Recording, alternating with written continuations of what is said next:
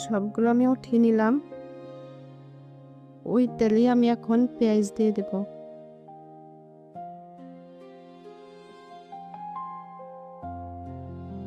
আগে থেকে কুচানো পেঁয়াজ এখন দিয়ে দেব।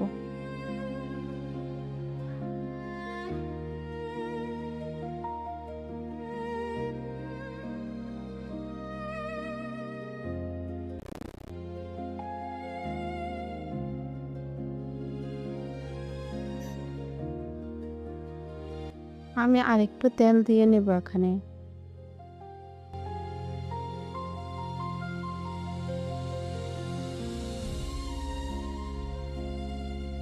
এখন আমি লবণ দিয়ে দিলাম পেঁয়াজগুলো নরম হওয়ার জন্য, আর একটা ঢাকনি দিয়ে ঢেকে দিলাম যাতে পেঁয়াজগুলো ভালোভাবে নরম হয়ে যায়, কাঁচা গন্ধও চলে যায়।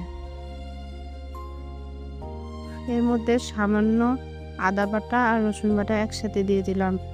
এখানে চিংড়ি মাছে যেহেতু একটা সুন্দর ফ্লেভার আছে, সেজন্য বেশি আদা রসুন লাগবে না।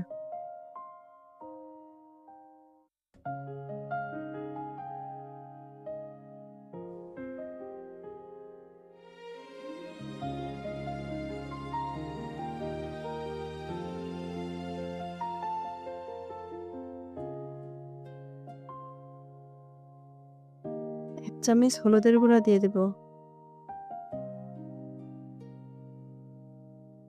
হাফ চামচ মরিচের গুঁড়া দিয়ে দিলাম,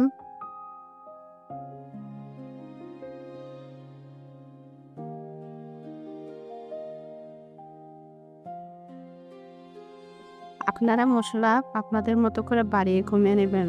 আমার মাছ অনুযায়ী আমি মশলা দিয়েছি, আপনাদের মাছ যদি বেশি হয় তাহলে মশলাও বাড়িয়ে দেবেন। অল্প পানি দিলাম যাতে মশলাগুলা কষানো যায়, সেজন্য।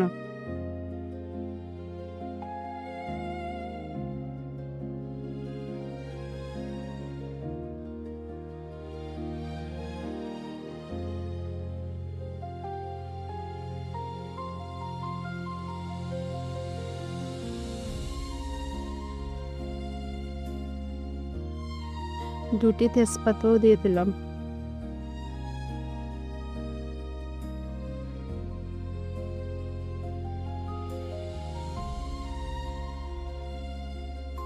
এখন আমি মশলা ভালো করে নেড়ে কষিয়ে নেব।